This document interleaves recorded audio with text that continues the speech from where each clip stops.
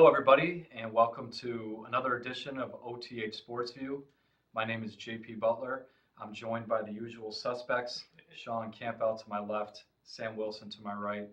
Today we have kind of a grab bag edition for you. We're going to be talking high school baseball and softball.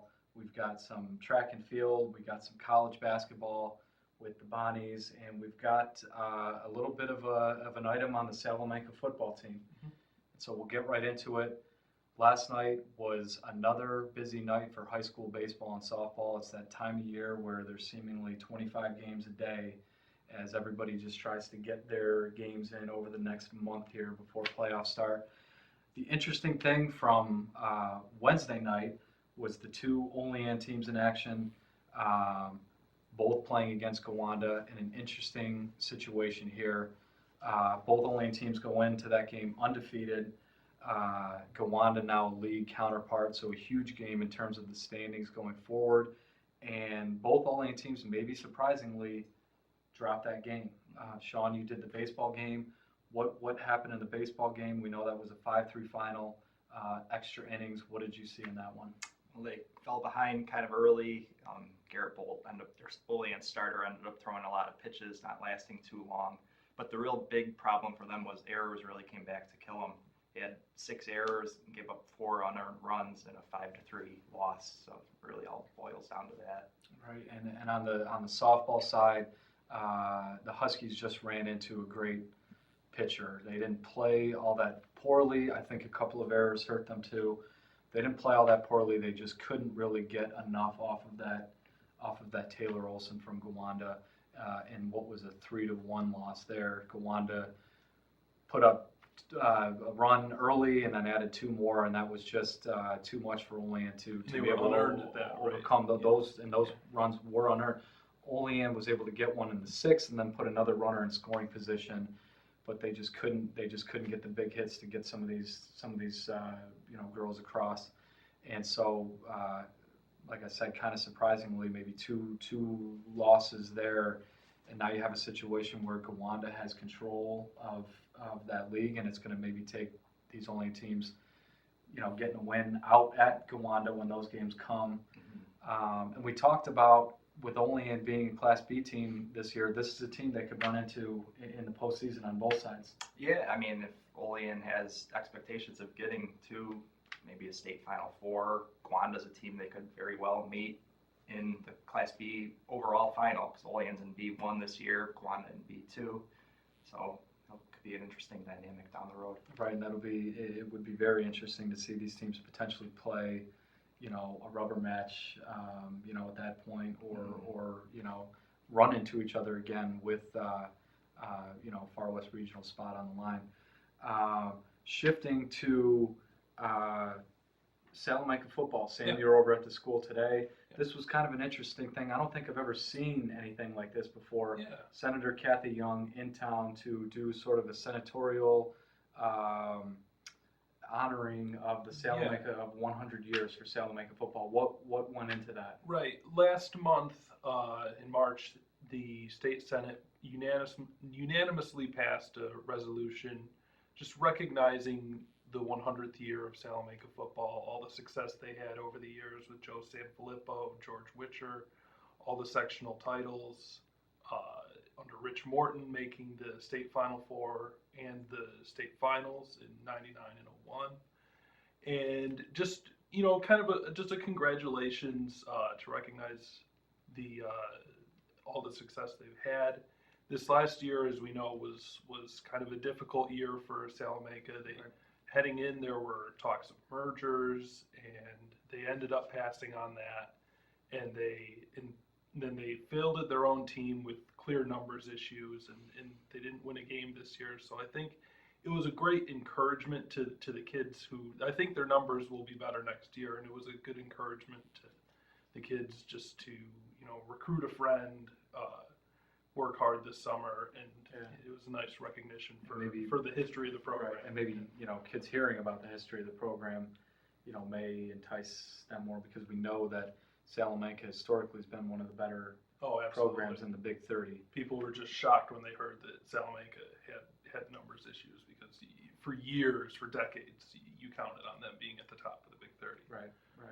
Shifting gears over to the track and field side, which is something that we don't normally maybe talk about, but certainly I think deserving in this in this situation. Owen Barber from Allegheny Limestone, who has been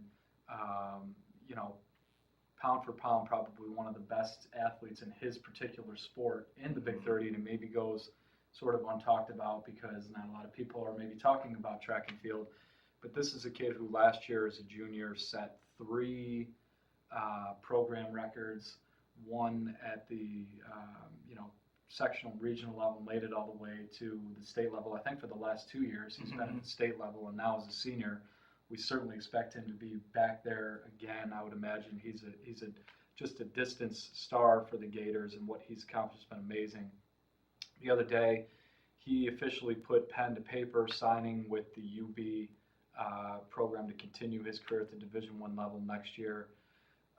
Shawn, I know you've done some stories with Owen in the past.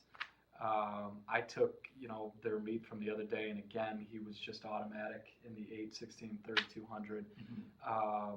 What can you say about Owen and the fact that he's now sort of officially, we know now, moving on to that next level? I mean, just really, as you said, one of the most accomplished track and field athletes we've had in the Big 30 the last few years.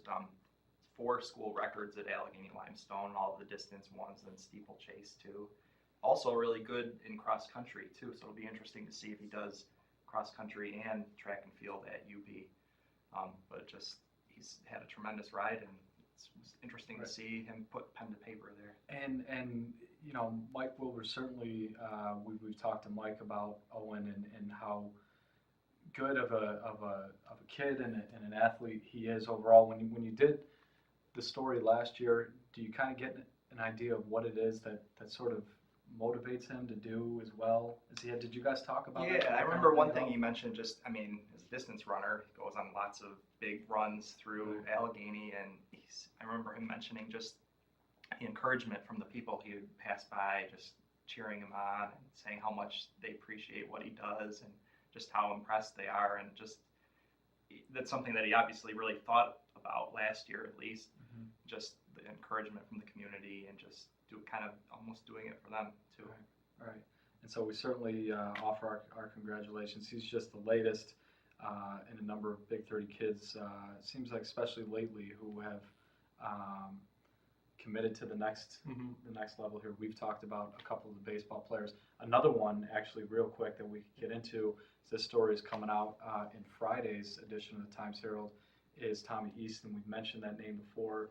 He's a 3-sport sort of standout at Ellicottville. He was the quarterback of the Franklinville football team, leading that team to a sectional title this year, Big 30 All-Star. He was a contributor on a basketball team that won that league championship, I believe. Made the sectional final. Made the sectional final, but really baseball is probably his main sport. Right. He had to miss his entire junior year with an injury that he'd sustained in the previous football season, the ACL injury. He's back this year. He's off to a great start. We know he's moving on to the college level. Right, he's going to play at Pitt Bradford. And we've both had kind of a crack at Tommy's story. I wrote about him returning to the Ralph, where obviously, as you said, they won the Section 6 Class D title. And he talked about how hard it was missing his basketball season. But more importantly, he said it was really the baseball season that he missed. The weather's nice. It's his top sport. Right. He said it was depressing not to be out there, and the team did struggle a bit last year. Right. I got the same sense from his coach Chris Mendel that it was really when he realized he was going to have to miss baseball is when it really got to him. Yeah. But he was committed to coming back better and stronger, and he's seemingly done that. And right off the bat this year in their season opener, he strikes out 12. Yeah. In his first start, nearly 2 years. He had 14 on Monday against Randolph, and Chris Mendel, started to talk about how good their defense was. It was their first game without an error, but then he's like, oh well, Tommy had 14 strikeouts, so we only had to make 7 outs. But that helps. Makes it easier. And I know they have a good group. Ellicottville has a good group of seniors this year, led by Easton and Robert Sawicki. success that they have will certainly involve, but really even be dependent upon those two guys. And they're off to a decent start this year, so we'll see where Elkinville goes from here.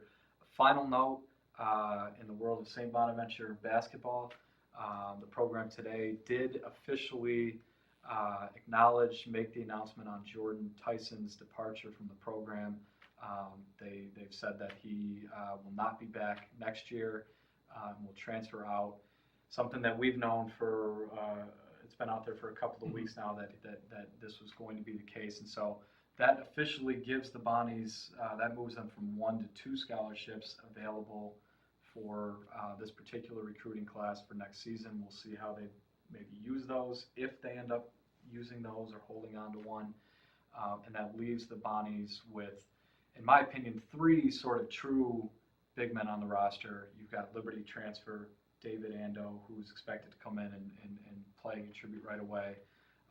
You have Derek Woods, who started a bunch of games as a freshman last year, and you have the freshman coming in from Amherst, Amadi Peasy, plus the combo forward Denzel Gregg, who I don't consider necessarily a big really man a per stretch se, forward, but he plays a lot of the power forward. That's where he'll be again next season. So we will be back next week with another edition of OTH Sports View, and thanks again for watching. Thanks, Prince.